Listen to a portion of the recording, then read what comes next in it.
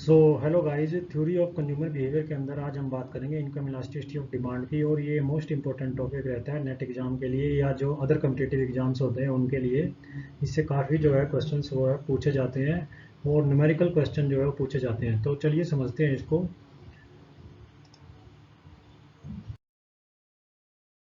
तो सबसे पहले तो हम जान लेते हैं इनकम इलास्टिसिटी ऑफ डिमांड जो होती है वो क्या होती है।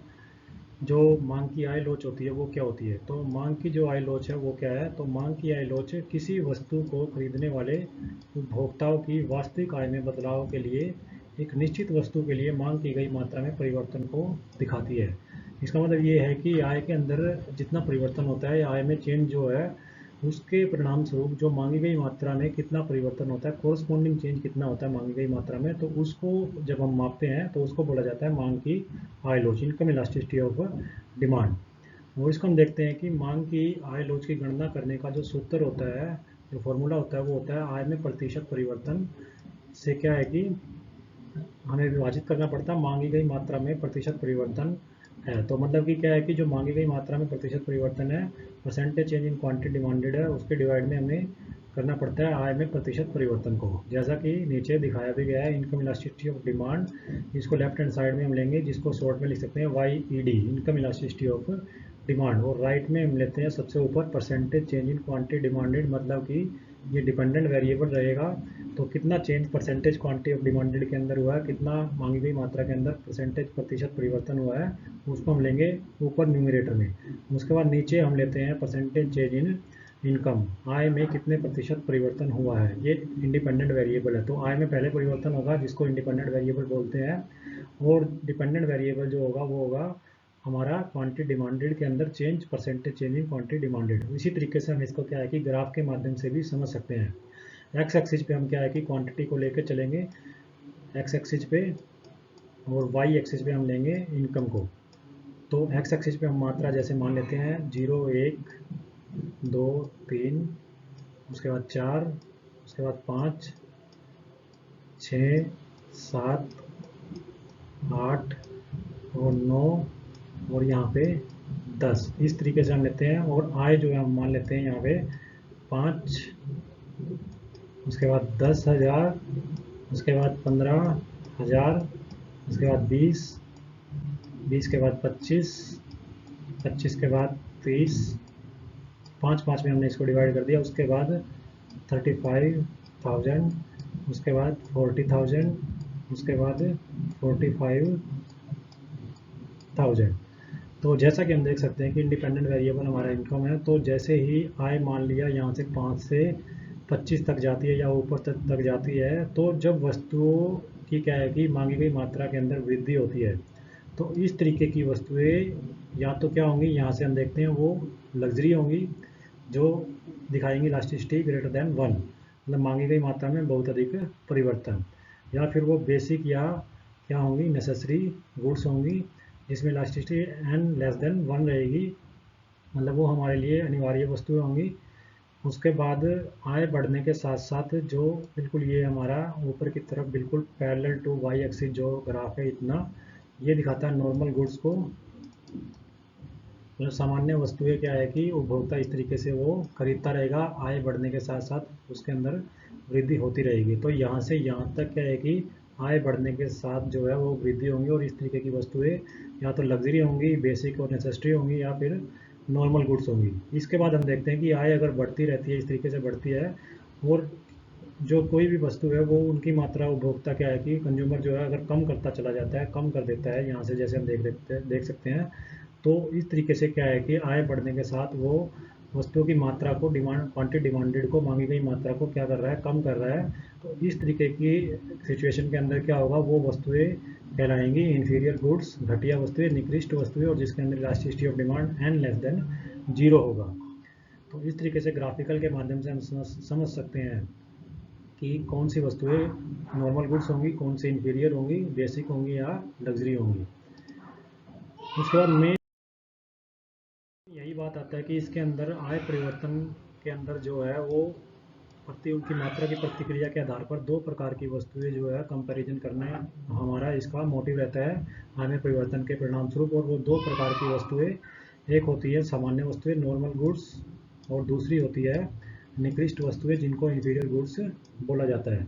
तो दो तरीके की वस्तुओं का मेन कंपैरिजन जो है वो आय में परिवर्तन जो इनकम इलास्टिसिटी ऑफ डिमांड के द्वारा क्या है किया जाता है। आय में परिवर्तन के परिणाम स्वरूप मांगी गई मात्रा में परिवर्तन के परिणाम स्वरूप दो वस्तुओं को हम क्या है कि कंपैरिजन के द्वारा देख सकते हैं, एक सामान्य वस्तु है और दूसरी निकृष्ट वस्तु है। उसके बाद आय मांग लोच के प्रकार होते हैं। तो आय मांग लोच के कुछ प्रकार हैं और वो 5 प्रकार होते हैं।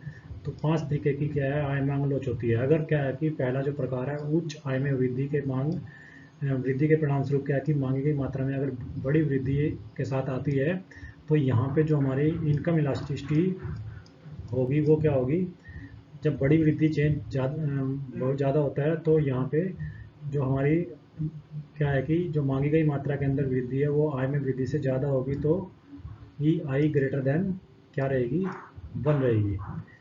उसके बाद एकात्मक आय में वृद्धि मांग की मात्रा में वृद्धि के समान अनुपात में अगर होती है, तो यहाँ पे जो हमारी इनकम इलास्टिसिटी ऑफ डिमांड होगी वो इज इक्वल टू 1 रहेगी। मतलब समान रूप से क्या है कि मांगी गई मात्रा में वृद्धि हो रही है, जितनी आय बढ़ रही है उतनी ही अनुपात में क्या है कि मांगी गई मात्रा के अंदर वृद्धि हो रही है, चेंज हो रहा है। तो यहाँ पे क्या रहेगी हमारी जो इनकम इलास्टिसिटी वो इज इक्वल टू 1 रहेगी। उसके बाद कम आय में उछाल मांग की मात्रा में वृद्धि के अनुपात से क्या है कम रहता है।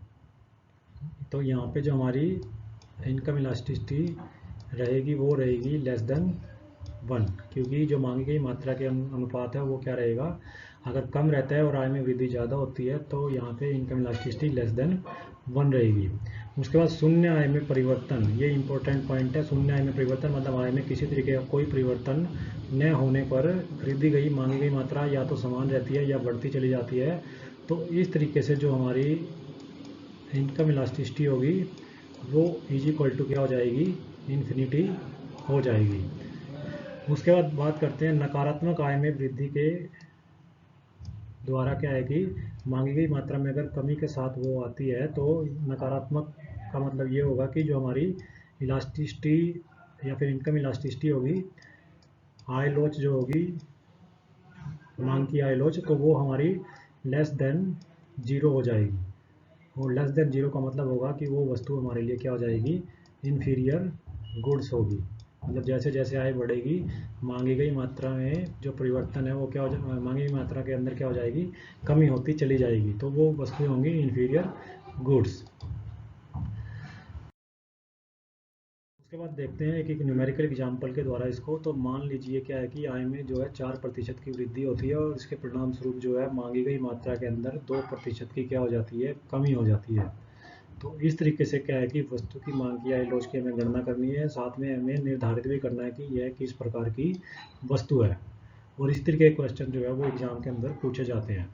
तो मांग की आय लोच इस प्रकार से क्या है कि निर्धारित की जा सकती है। इसका सूत्र जो है ई आई इज इक्वल टू हमारा न्यूमिनेटर में हम लेंगे percentage change in quantity demanded और डिनोमिनेटर में लेंगे परसेंटेज चेंज इन इनकम। तो ऊपर हमने लिया न्यूमिनेटर में percentage change in quantity demanded और नीचे परसेंटेज चेंज इन इनकम। अब हम किस तरीके से इसको निकाल सकते हैं, तो यदि आय में क्या है जैसे न्यूमेरिकल के अंदर दिया गया है, तो यहाँ पे 4% की आय के अंदर इनकम के अंदर वृद्धि हो जाती है और मांगी गई मात्रा में 2% की इसी तरीके से क्या हो जाती है, कमी हो जाती है। तो वस्तु की मांग की आय लोच किसके बराबर होगी, क्योंकि जो मांग की कमी है मांगी की मात्रा में कमी है वो क्या है कि 2% होती है, मतलब कि वो नेगेटिव चली जाती है, और आय में वृद्धि क्या होती है, पॉजिटिव होती है, 4% बढ़ती है आय। तो यहाँ पे E I is equal to negative -2% numerator में, क्योंकि percentage change in the quantity demanded हमारा ऊपर आएगा। उसके बाद जो हमारा परसेंटेज चेंज इन इनकम है वो हमारा डिनोमिनेटर में 4% हम लेके चलेंगे। उसके बाद -2% डिवाइड बाई 4%, इसको हम डिवाइड करेंगे तो 2 से जब 4 कैंसिल होगा साइन माइनस का रहेगा, यहाँ पे हमारा इक्वल रहेगा, इनकम इलास्टिसिटी हमारी -1/2 आएगी। जो यह अगर साइन माइनस का है इसका मतलब ये है कि आय बढ़ने के साथ क्या है, मांगी गई मात्रा के अंदर कमी आ रही है, और ये क्वेश्चन के अंदर दिया भी है। तो इस प्रकार से हम देख सकते हैं कि आय की लोच क्या हो जाती है, ऋणात्मक हो जाती है, नेगेटिव हो जाती है। इनकम इलास्टिसिटी हमारी क्या हो जाती है, ई आई हमारी क्या हो जाती है, लेस देन 0 हो जाती है। और इस सिचुएशन में जैसे ही less than income elasticity less than 0 दिखाती है, इसका मतलब वो वस्तुएं हमारे लिए घटिया वस्तुएं बन जाएंगी अगर हमारी आय बढ़ने के साथ साथ मांगी गई मात्रा के अंदर किसी तरीके की कमी आती है। तो यहाँ पे इस एग्जाम्पल से हम समझ सकते हैं कि यहाँ पे ये जो वस्तु होगी, नेगेटिव साइन आ गया, यहाँ पे ऋणात्मक हो गया है। तो नेगेटिव साइन होने की वजह से ये वस्तु घटिया वस्तु है, निकृष्ट वस्तु है, या फिर इन्फीरियर गुड्स जो है, इनको इंग्लिश में बोला जाता है। तो इन्फीरियर गुड्स ये होंगी। और ये मोस्ट इम्पोर्टेंट टॉपिक है जो एग्ज़ाम के लिए, एग्ज़ाम के मोटिव से अगर इसको देखा जाए। तो वीडियो को ज़्यादा से ज़्यादा लाइक कीजिए एंड शेयर कीजिए। साथ में इकोनॉमिक्स से जुड़ी जानकारियों के लिए, इकोनॉमिक्स एग्ज़ाम्स के लिए क्या है कि चैनल को सब्सक्राइब करना न भूलें। Thank you.